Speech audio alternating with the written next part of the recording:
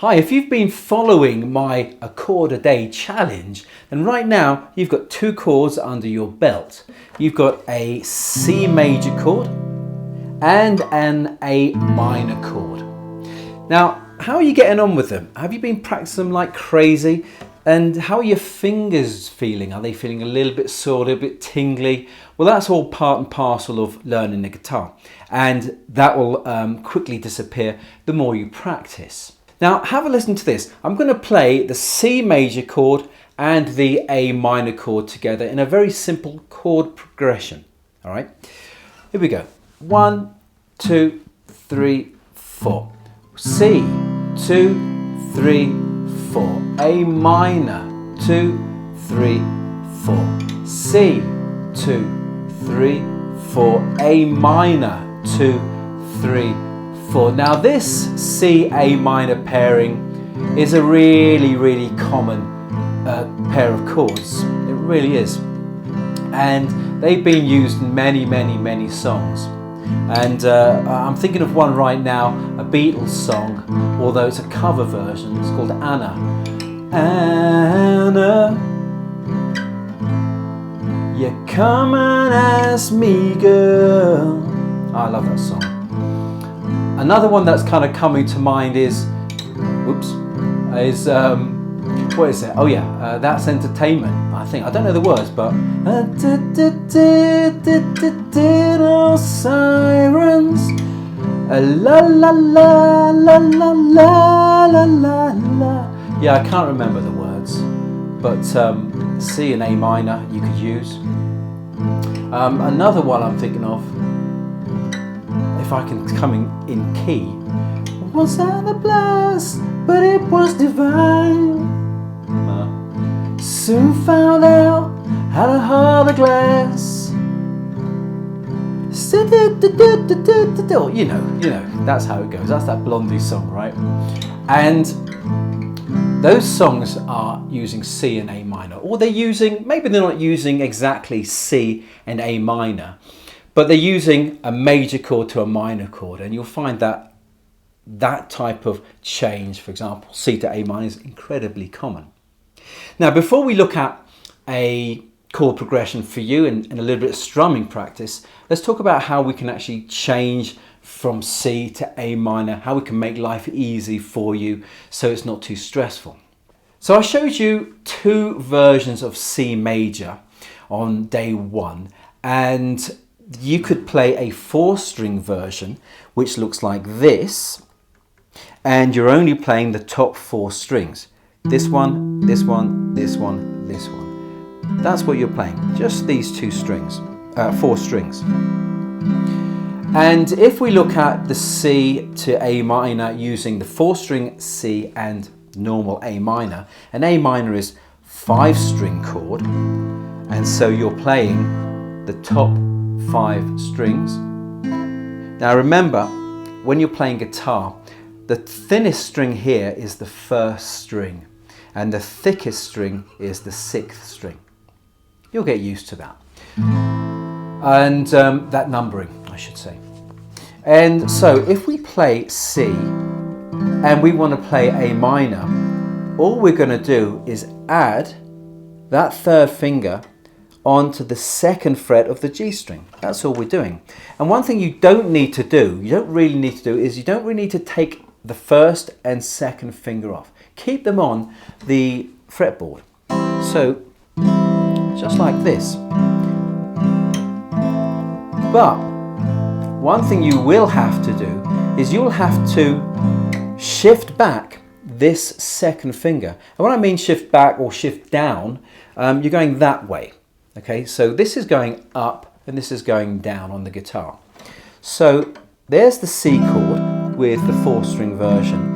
Now you need to move it back down a little bit, not too much, because you need to make some space for this finger, the 3rd finger, to get onto the fretboard. And remember, your finger, when you play, when you fret something, your finger should be just behind the frets, which are these metal bars here, not on the frets but just behind. And so what will happen is there is now a little bit of space between the fret and my second finger when I'm playing the A minor chord. But it's not too much, and you can still hear the string ringing out. So you've got this here,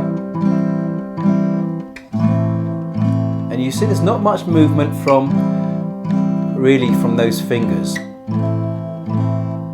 And if I'm playing the 5-string version of C, like the full version of C, and what I'm doing is now adding the 3rd finger onto the 3rd fret of this A string, like there, right there. And so now I'm now playing all 5 strings, and for both chords now. And then all I'm going to do is, again, I'm going to take this finger off, and that finger is going to shift back a little bit to let me get my 3rd finger in. So if you look carefully, you'll see that 2nd finger shifting up, shifting down, just ever so slightly. It's not lots. And you can also hear maybe the squeaking of my guitar strings. And that's a sound I love. So the other thing to remember is don't take these fingers off. Don't take your 1st finger off, don't take your 2nd finger off. And that 1st finger pretty much stays exactly in the same position all the way through.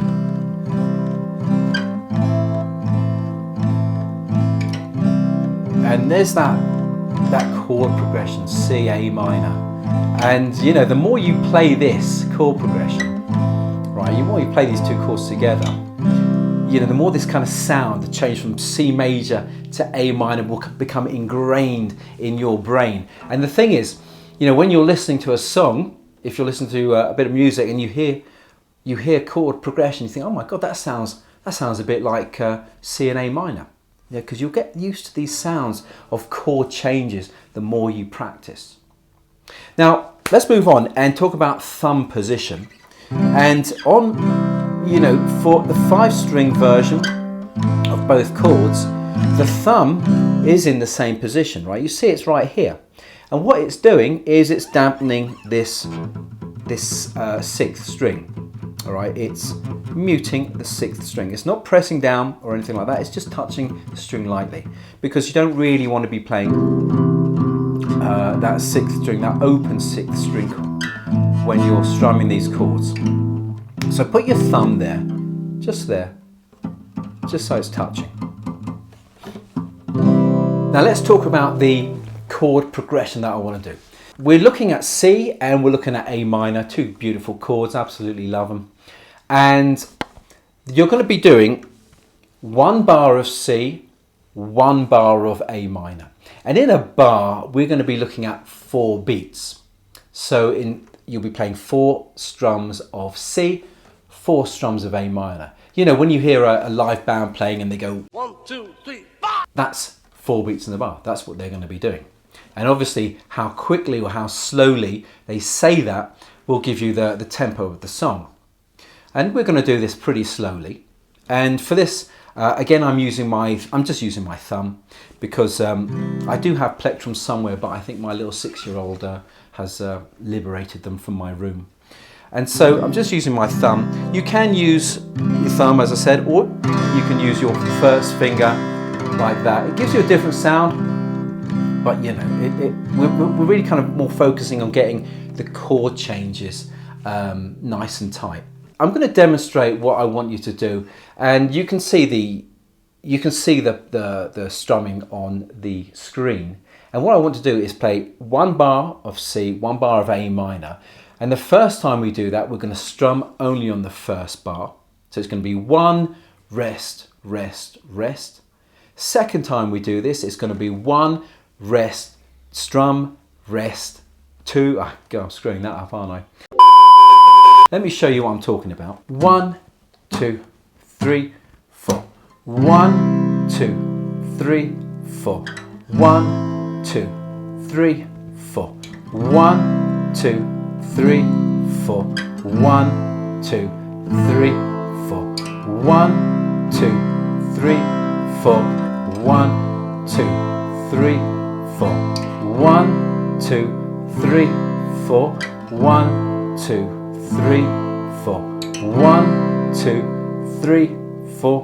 1, 2, 3, 4. So that's what we're going to do.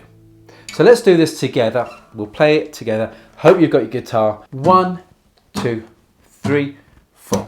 1, 2, 3, 4. 1, 2, 3, 4.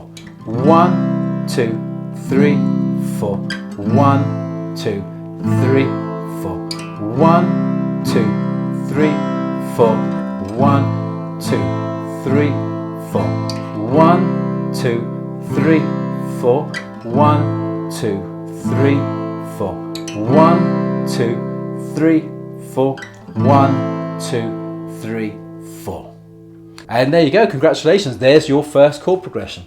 C and A minor, two fantastic chords. I absolutely adore them. And I think, you know, you'll hear them. The more you practice this, as I said before, the more you practice this, the more it gets stuck in here. And then you'll hear that, you'll start hearing that change when you listen to a bit of music. So practice this like crazy and let me know down below in the comments how you're getting on and how are your fingers feeling now. Let me know. I'd love to get your feedback. So listen, thank you so much for joining me today. Check out the other lessons I have in this series of a Chord A Day tutorials and happy strumming.